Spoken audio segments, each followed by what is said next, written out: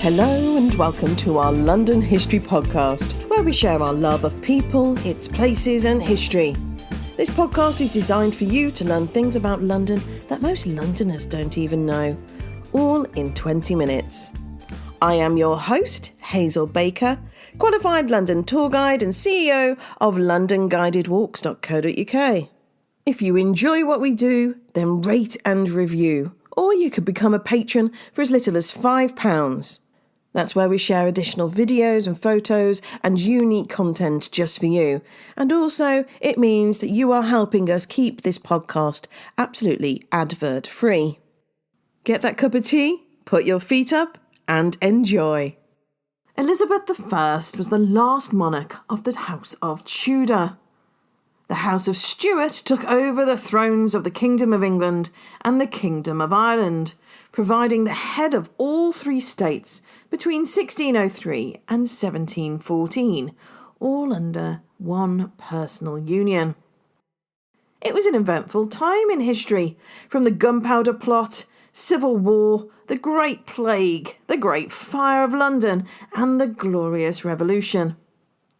We cover the Stuarts on our Wonders of Whitehall and Heretics and Horrors walks, and dive a bit deeper on our Great Fire of London walk. Joining me today is Andrea Zuvich, a historian specialising in the late Stuart period, 1660 to 1714.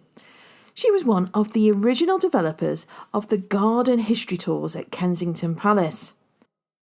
And she's published 6 books on the Stuart period, including Sex and Sexuality in Stuart Britain, released this year. And she's currently working on a biography of Charles II's mistress, Barbara Villiers. Today we're going to be talking about James Scott, the first Duke of Monmouth. Andrea, if you would mind, let's start with his family, shall we? James was born in 1649 in Rotterdam, in the Dutch Republic as it was then known, and his mother was a Welsh royalist exile named Lucy Walter. Now, Lucy and Charles had a passionate relation. Charles seemed to go off her after a while, and she was considered.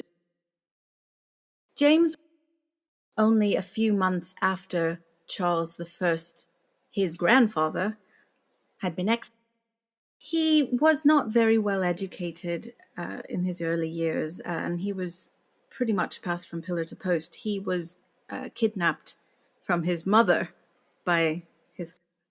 There were at least there were maybe 2 attempts at kidnapping him, and finally, his in suffering some disease. We don't know what that is, but her enemies, including the second, said that it was some venereal disease.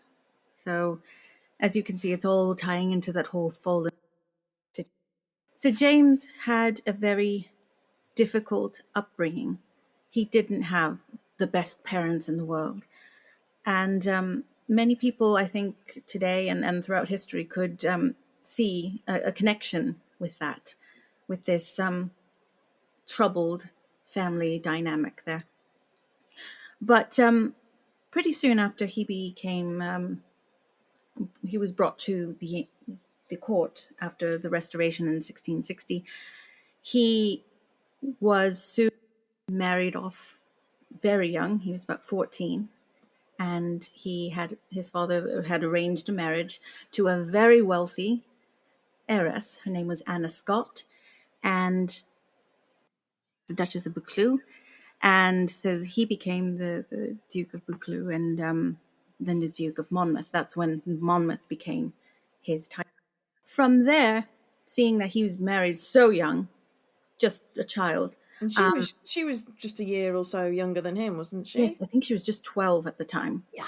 Yes. But I'd like to say right now that this is not common in the Stuart period, all right?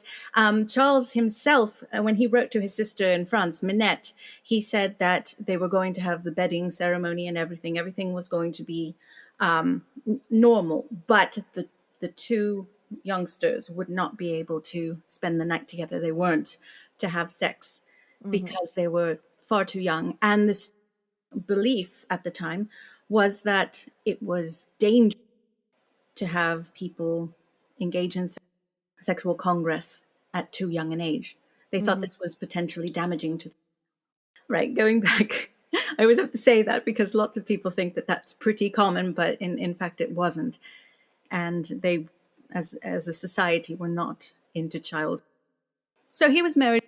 He began to take after his father in that he had a roving eye. And Jemmy, as his father referred to him, became quite a philanderer and very much part of the whole Restoration libertine scene. So we have John Wilmot, 2nd Earl of Rochester, over here, writing all of his really bawdy poems.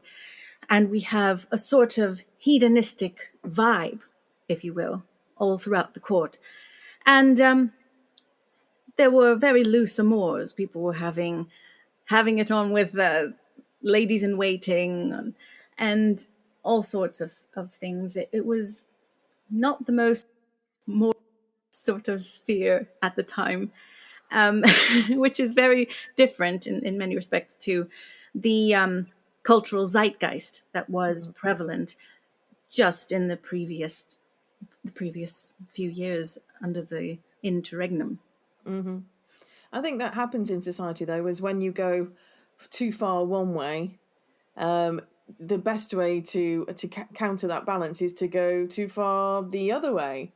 I mean, the fashion as well, with women just literally, when you see those portraits of Charles II's mistresses, and they've all got their dresses ready to just to pull the ribbons and then become undressed. You know, it was all of that titillating excess that you just hadn't seen with the Puritans at all. No, indeed. That Sir Peter Lely's Yes. very seductive, very sort of déshabillé thing. Very bedchamber exploits going on there. And yes, there was this great cultural shift at this point. But whether it impacted people further down in society, that's debatable, because people still had to think about how to keep to their social place. And there was a great deal of ostracization, and there was fear of being persecuted for anything that could be perceived deviant or outside the realms of acceptable behavior. The Stuart era masque is something I'd like to. A masque was a costly, splendid, magnificent theatrical spectacle. Although these sumptuous entertainments are usually associated with the early Stuart courts, particularly the Jacobean and the Caroline eras, there was one in particular during the Restoration in which the then 26-year-old Duke of Monmouth was involved.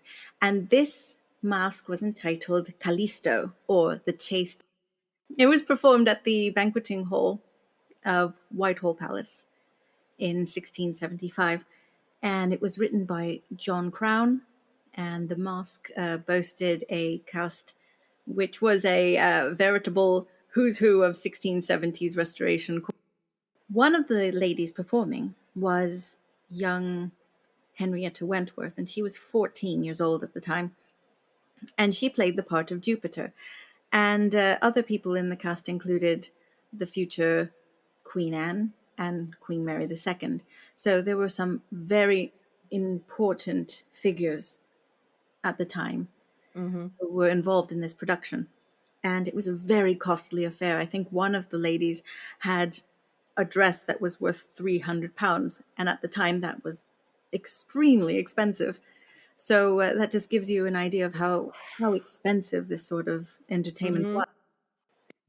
This was in 1675, and Monmouth was at this time still attached to his mistress, Eleanor Needham.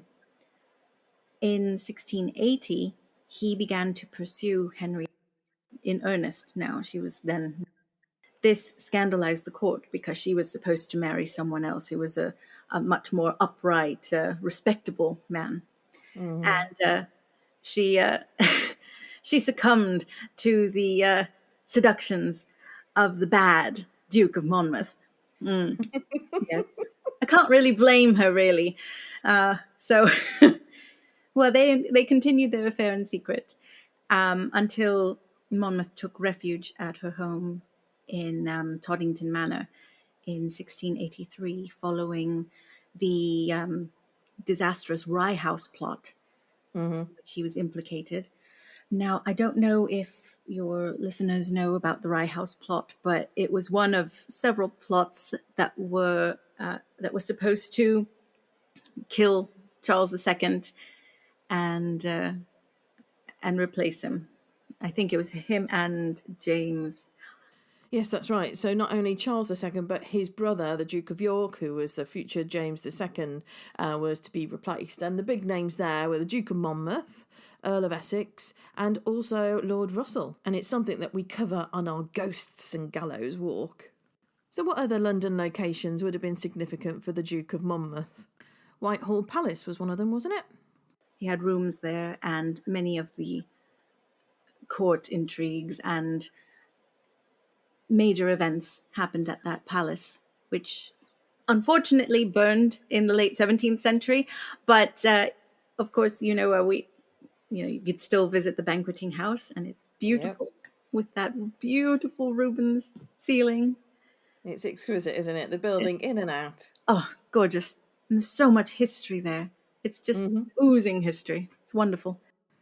So we have Whitehall Palace, which was, the epicenter of all these fantastic masques and the banqueting house and all that kind of stuff. We have Monmouth's house, which was on the south of Soho Square, where the Bateman buildings are now. There's a little plaque if anybody wants to go and see, or I'll put a picture up in the show notes on that. But the Tower of London and the Tower Hill are, can I say, special places for him there? Charles II had possibly what they called a fit of apoplexy. He might have had strokes. It was some kind.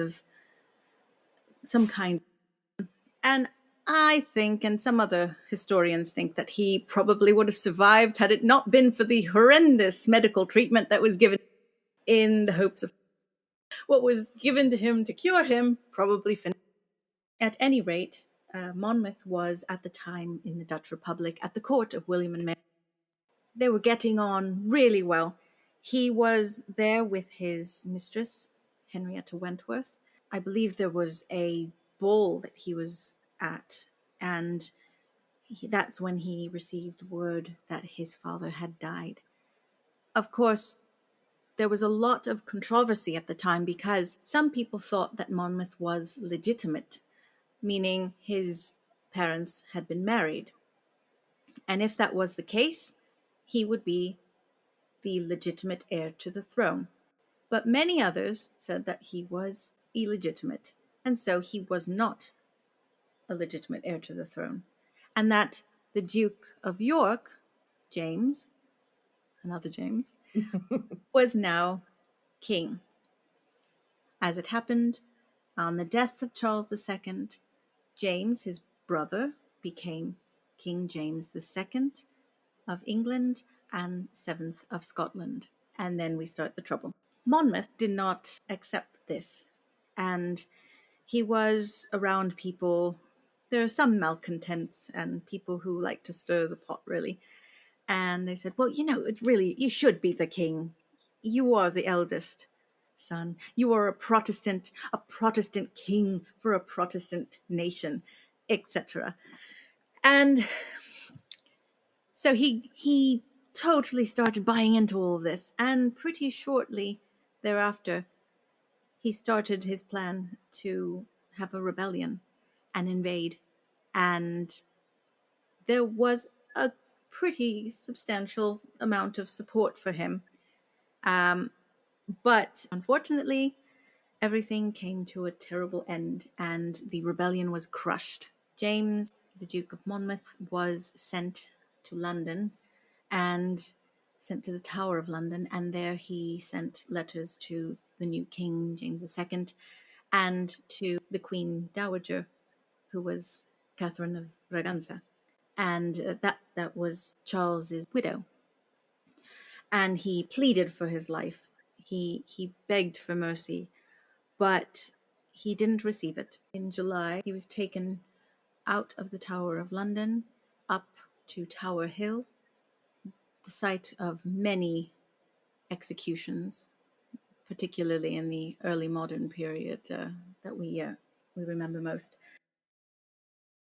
Was one of the most notorious executions in British history because it was a botched job. Took some 5 to 7 blows in order to behead him. And it was a horrendous spectacle, gruesome, one of the most horrendous things that could possibly be seen. And the people who were there, they were utterly aghast. They were even angered by his cruel and incompetent handling of the execution by Ketch. They started shouting at him and booing and everything because this was horrendous. And there were many people who did have some sympathy for the Duke. Completely horrific situation. Ketch, after pretty much giving up a few times there, he had to finish it off with a knife. Ugh. And yes, it's one of the grisliest things I've ever had to research. And this was at the time when such events were entertainments, for lack of a better word, really. And they still thought it was horrendous. So that shows how horrible it was at the time. His mutilated remains were taken back into the Tower of London. His wife could have taken him away to one of his homes, Moor Park, but didn't. And his remains were interred inside the chapel of St. Peter ad Vincula, where Anne Boleyn and Catherine Howard are also buried. To this day, visitors to Tower Hill are able to see the memorial plaques, and which contain Monmouth's name as well. In terms of his personality, he had this amazing charisma that I believe his father had as well. They were willing to give their lives for that cause. And there's something quite poignant about his tragic life. I mean, he was so young. It's one of the tragic tales of the Stuart period. And I wish more people would know about that. So for those who aren't able to see, I've got a photo of the plaque that's at Tower Hill, so you don't have to miss out there. I'm just thinking about knowing that you're going to be executed by Ketch, and knowing he's messed up beforehand. I mean, how would he have felt knowing that it could be a possibility that he is potentially, having his head botched? Well, if the reports are correct, he supposedly said, "Do not hack me as you did my Lord Russell." And in Ketch's defense, perhaps, he was not used to beheadings. This was not something that he did regularly, so he didn't have a great deal of practice. I believe he did mostly hangings. Andrea, thank you so much for sharing your, dare I say, love of Duke of Monmouth with us today. I have a great amount of warmth towards him. Yeah, I mean, I don't see how you can't really, knowing his upbringing, knowing his lack of education, knowing the people that would have been surrounding him when his father did die, whispering in his ear. And if you're of a sort of a weak personality, really, you're going to be swayed. You're going to be really impressed that people are willing to put money. I mean, doesn't his mistress pay and put a lot of money behind the campaign and that? So all these people that you love and adore around you are shimmying you on. Well, he was very malleable, and that's the thing with him. He was easily led, though he was a very courageous man. He was a great military leader. He had a commanding presence, and I think that Monmouth has so much that is alluring, and I believe he is what I'd call the dashing but doomed Duke, because he had all of these attractive qualities, and yet he was an inherently doomed figure. Thank you so much. Thank you. So much for having me. That's all for now. See you next time.